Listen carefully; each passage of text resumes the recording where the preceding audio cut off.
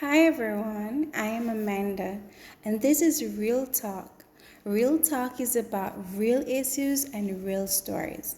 I'll be having conversations with different persons from different backgrounds, and this is where you'll get real nuggets. Stay tuned. Real Talk with Amanda features the Seivewright and Associates Charity Foundation.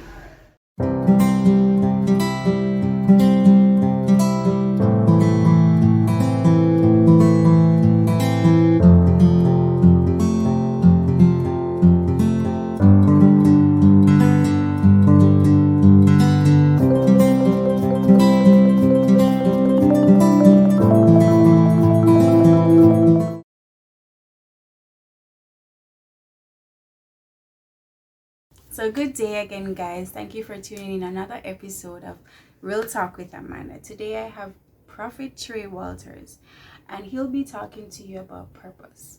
What does it mean? How he has grown, and all about that. So, the purpose of starting off with him first, it was because I wanted the first episode to kind of have some form of God elements in it. So, stay tuned. So, good day again, guys. This is Prophet Trey Walters. You said stush. Alright, so the topic again is purpose. Purpose cannot die, anything revolving around purpose. Why is it we have to choose a certain path? Why is it we have to go on a certain lane? Stuff like that. So, for you, what was it like growing up, and carry us to where you were and where you are now? Okay, so growing up, the typical Jamaican life, I was very young. So, partying, the women, the typical, not really sure of life and where it's taking us or where it's taking me. So, where I am, no one who I am. So it was a galleys, where that's a Jamaican Well, term. Yeah, I know what bladder is. Yeah. So, yeah, basically, because that's kind of our culture in Jamaica. Yeah. So, I fooled around a lot. But at the end of the day, I still felt a bit empty inside. Empty? What you mean empty? How you describe the word empty? You're doing something. You know this is not you, but at the end of this is not you, but you're just not sure who you are. Okay. So you're trying to find yourself yes, in that purpose. yes. Okay. Trying to figure out who you are and what you're about. So I came to that conclusion one day when I was at a party, jogging. Drink all I can for only a grand. Yeah. So I was there. Some friends and I, were drinking, girls them dancing, and this girl was approaching me, and it's like I felt so heavy, and I basically just kind of eased her out the way, and the party was in like mid, everybody was going crazy, liquor flinging at the ear and beatings, and it's like I just felt so heavy because I know this doesn't feel like me. Like you were doing something wrong. Yes. Okay.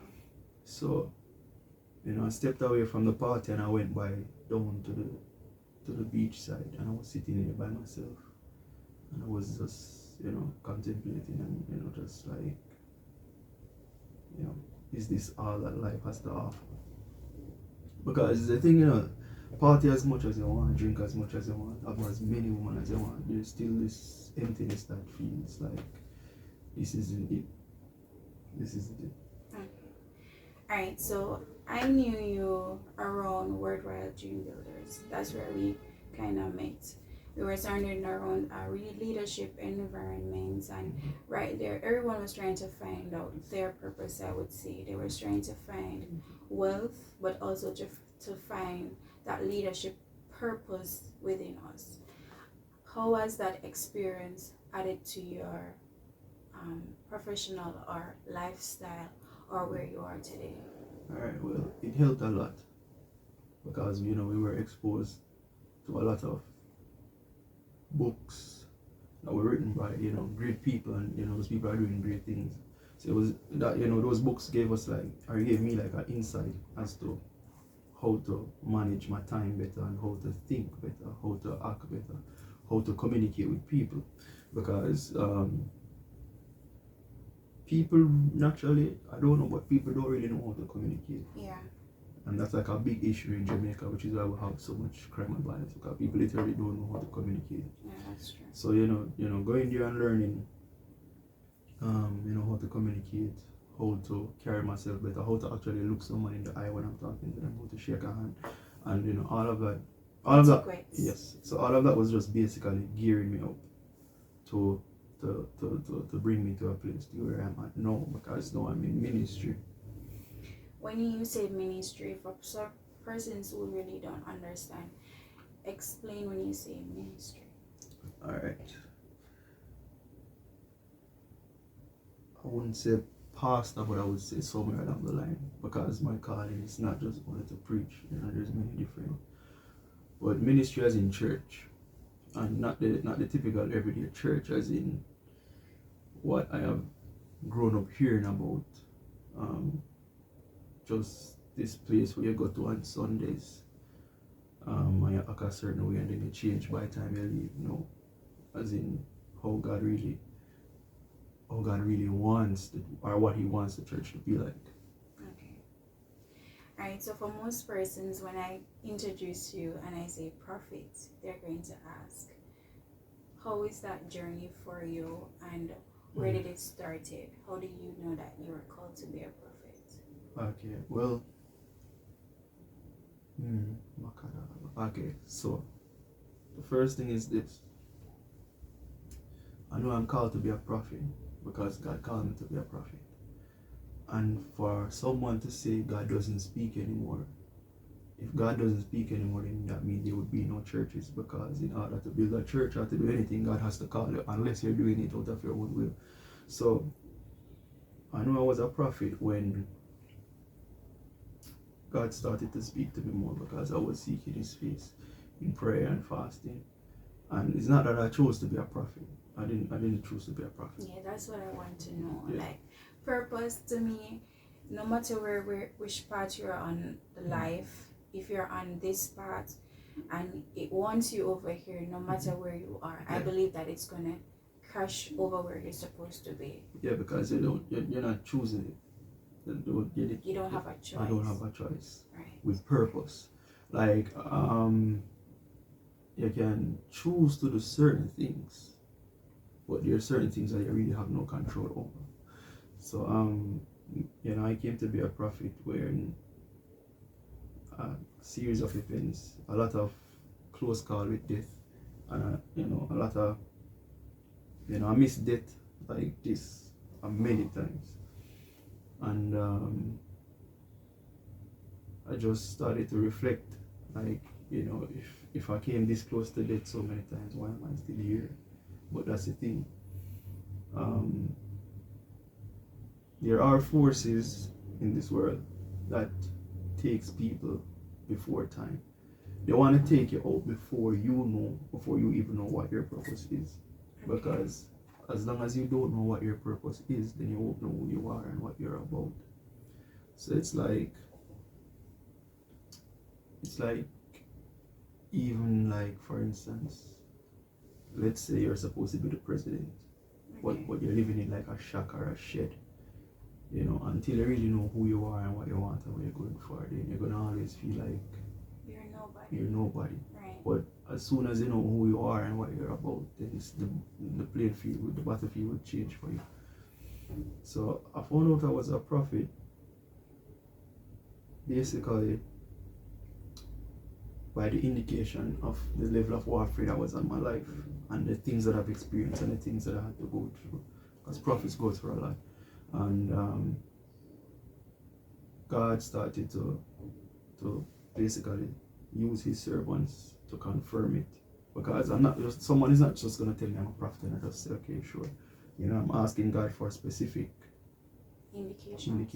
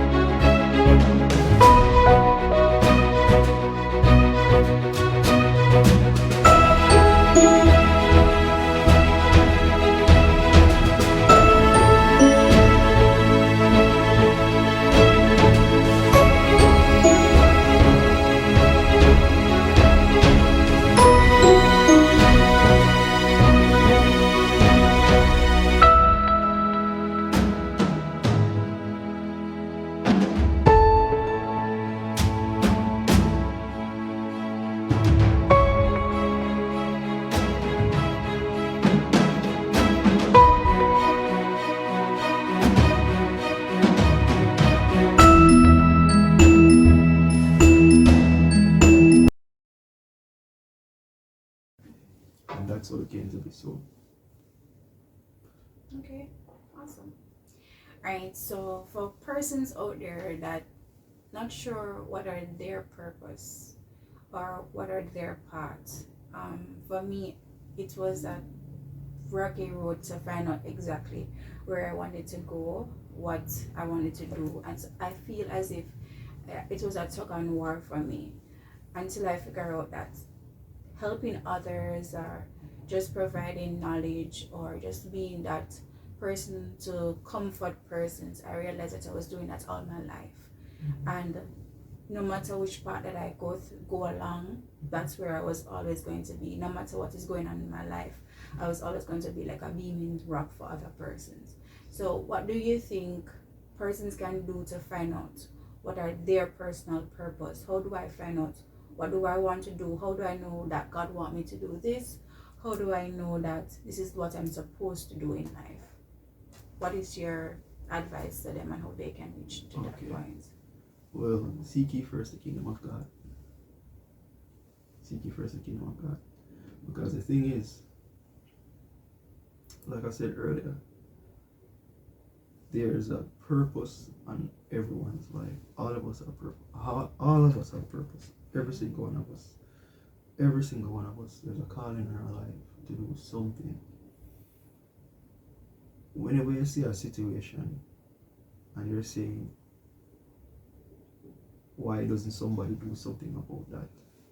There is someone there to do it, but it's just that you're not walking into that purpose to fulfill it. Somebody has to feed the poor. Somebody has to do this. Somebody has to do that. So all of us have a purpose concerning that. Okay. And my advice would just be to seek God first. Do you have any other advice for young persons? Because I always say this, that our generation is very lost is the word. I'm trying to find the perfect word. The perfect word is lost. What advice would you give to them as a young man, as a father, as a husband, as a leader to others? What would you, and the background that you say you're coming from as well, how do you, what's the first thing that you will tell a young person who was in the position that your older self was in? What would I say to that person? Well, all of us go through a season of wandering and trying to figure stuff out. But a lot of times what we're looking for is actually inside of us the whole time. Because really and truly a lot of us already know what we're supposed to do, and we doubt ourselves because a lot of us believe that we're a nurse, we should be a nurse, or you can study engineering and all of this. But there's doubt because most of us, especially young people, there's a lot of negative emotions, especially coming from home, hearing that you're nobody, you're not going to be anybody. And that little voice in your head that pops up every time you think about doing something that's actually meaningful with your life. You hear that little voice reminding you that you're nobody and that you can't do it. So my advice, the thing is, it's a bit different with how it happened with me, because like I said, I didn't choose to do this. I didn't choose to become a man of God, because even after God revealed himself to me and all of that, I still tried to hide from it. I still tried to run. I still tried to distance myself from it, because I said, look, this don't make this. I don't see how I'm gonna possibly do the things that he's asking me to do. I don't see how I'm gonna do that. So I end up running. And the thing about running is that you can run from God for only so long until he puts in a position where you have to answer.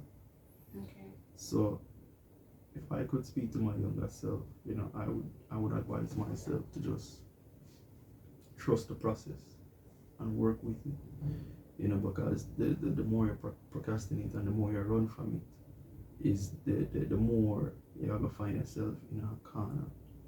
Because You know, when I was running for ministry, God took away family, took away friends, took away everything. I was basically surviving off of like $200 a day. Mm-hmm. And I was still saying that I'm not gonna do what he's asking me to do. I'm not gonna do it. I'm not gonna preach. You're stubborn. Yes. like Jone, I'm just saying I'm not gonna do all these things that he's asking me to do. Because I didn't really see myself as someone possible to do the things that he's telling me to do. So it looked strange to you. Yes. It looked Yes. weird. Persons didn't consider you like, what should I do? Like, and Yes. like, who is this? Who is Yes. this? Because we know you as a jokify person. Yes. How do you handle the both being who you are authentically and still being who you are now? Alright. Like, how do you manage the both of them? How do you manage being considered a man of God or being a man of God, and still being Trey, still being jokey Trey?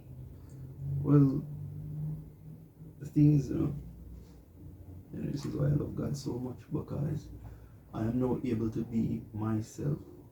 Because regardless of what others think, I'm still me, because that's my personality, and that's, it's who I am. So I'm not Trey at home and then man of God in the streets. No, I'm Trey everywhere. Okay. So I'm Trey, the man of God. Not man of God I'm Trey, but I'm Trey, the man of God. Always. So my personality, I don't have to hide it. Yeah. Because if I have to hide who I am, then I'm lying to myself.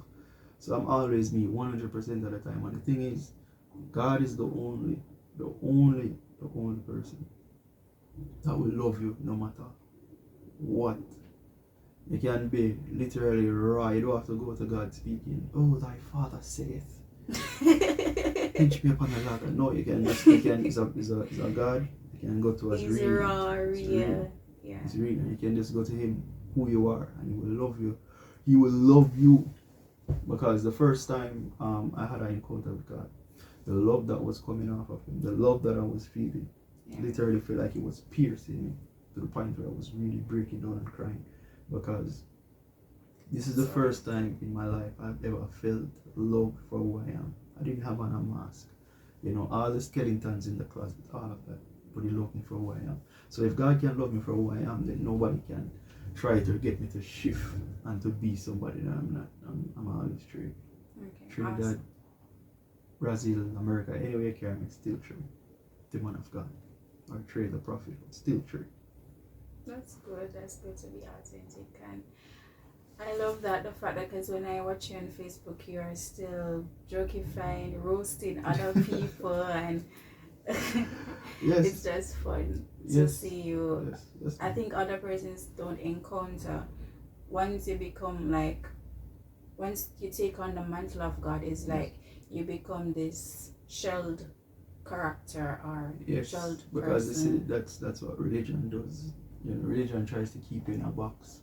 So they will say, how comes I'm a man of God and I'm a, I've had people say a lot of awful stuff, that they said I'm just a kid.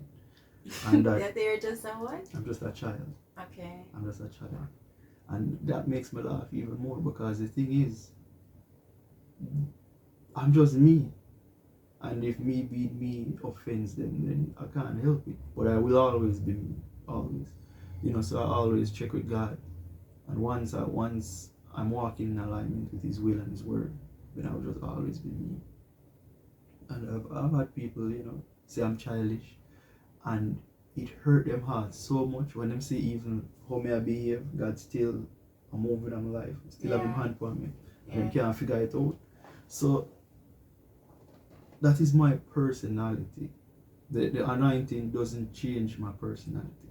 Yeah, that's really good to see that you're still Still you, true. and still purpose doesn't, even though you're in your purpose, it doesn't shift your personality. No.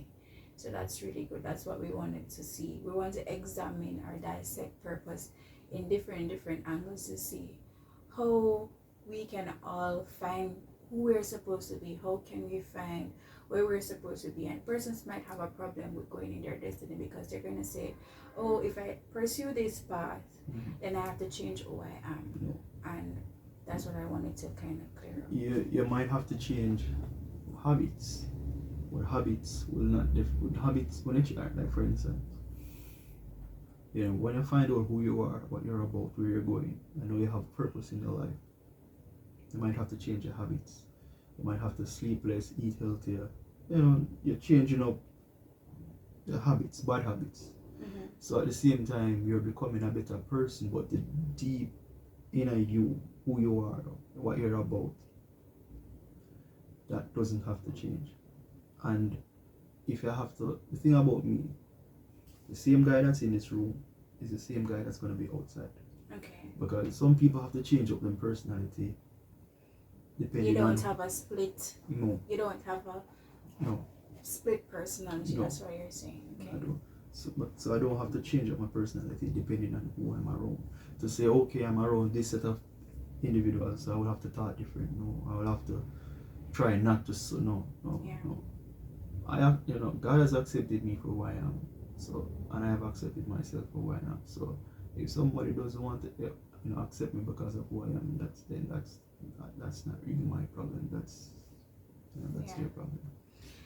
Another question that I wanted to ask you or to kind of discuss about is, I know that Father's Day has gone already, but in line with Jamaica, in line with purpose, in line with our fathers in our country, what would you want to say to them?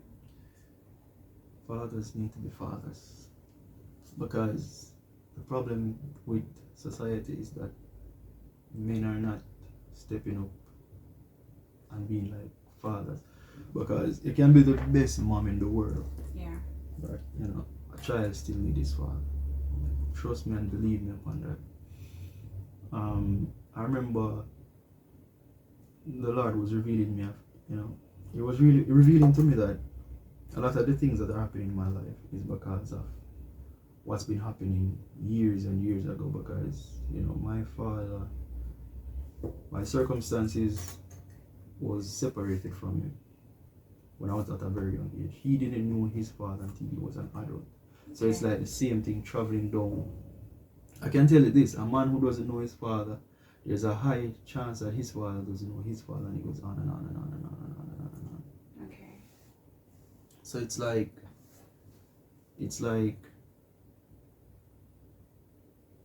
once the father is not in the house, then it opens a door for a lot of things to happen. A lot of the young men we have running up and down doing all kind of nonsense is because they didn't have a father, didn't have a father figure to really teach them certain things and to really hold them accountable and to really teach them what it is to be a man. Society is broken because the men are broken. Yeah, that's so true. So, and how can you know that you identify that you're broken as a man, as a father? How can you, what single advice would you give to a young man who's watching our show, or a young person who's watching the show who's a male figure and wants to be a better person, wants to find out what he wants to do, what is his purpose? What would you say to him? Well, just work on yourself. Work on yourself daily. Like, decide who you are going to be, not what they say you are, but decide who you're going to be. So decide if you're going to be a better person. It's really up to you to decide if you're going to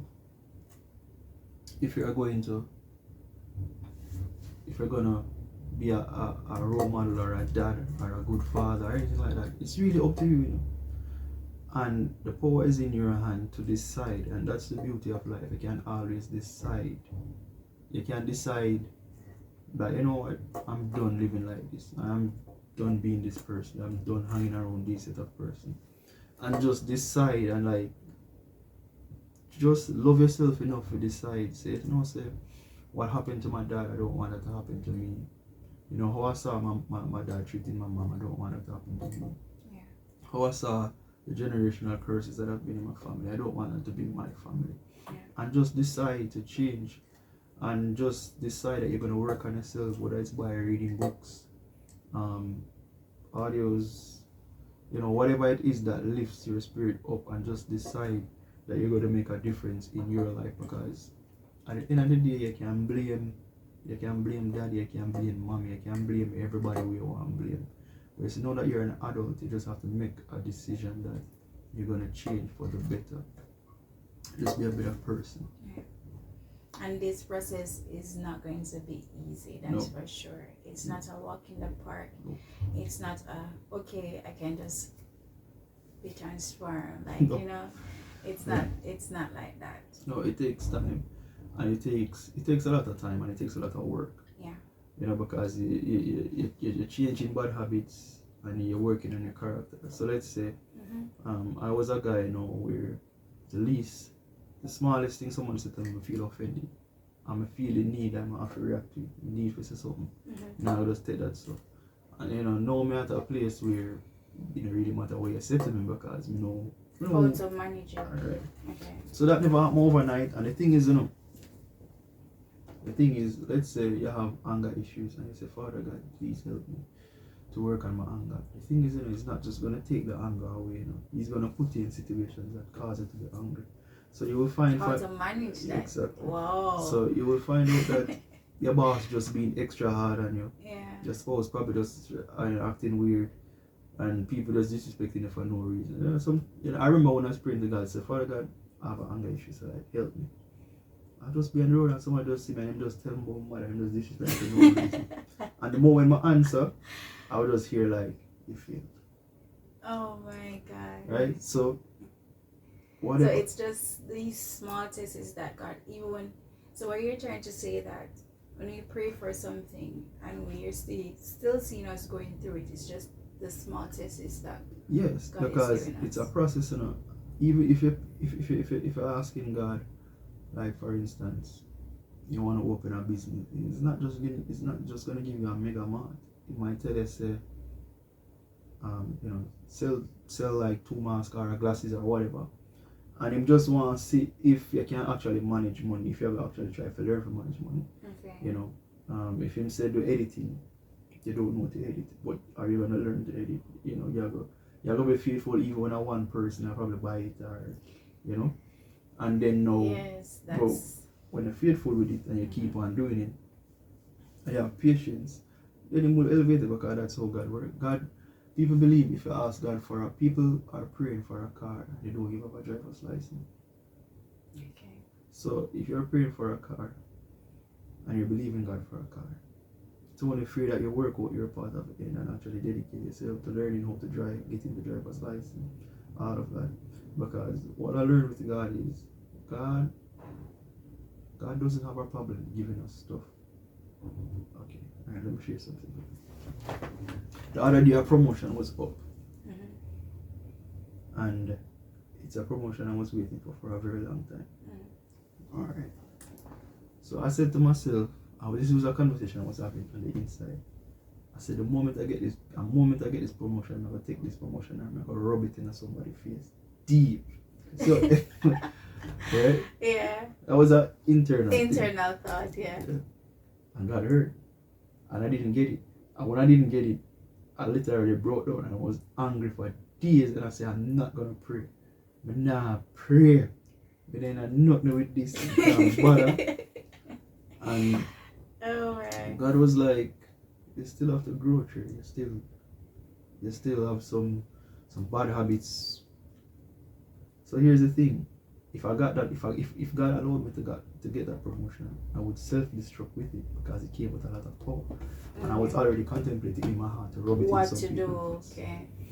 So whatever you're praying for, the test will come. If you're praying for, you can even be praying for a spouse. And if you're praying to get married, then God is going to open up situations. And like for instance, if you don't have patience, then He's going to test you in patience and love and all of that. All of the ingredients of marriage, He's going to test you in that area. That's how God operates. Thank you so much for your nuggets. I know that persons will be watching and they will be tuned in, and the realness, the real experiences that you'll be sharing, I know that they'll be filled with it. We're coming to an end on our thing, but I have a little token for you, and I know that you're going to laugh at it because I was thinking about it, and you'll see it.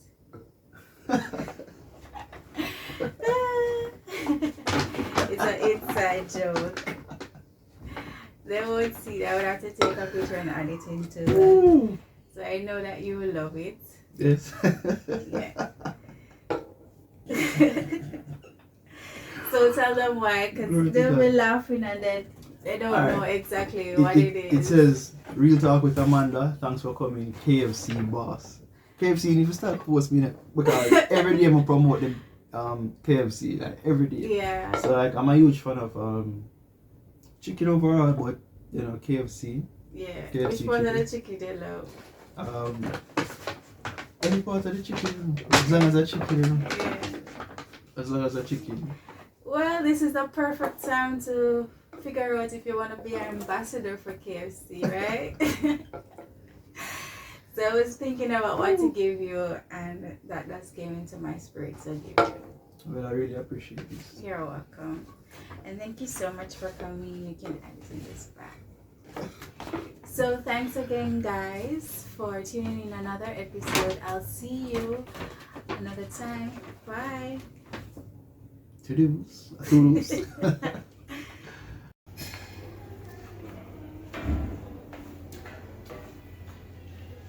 Hi, Trey. Thanks for coming.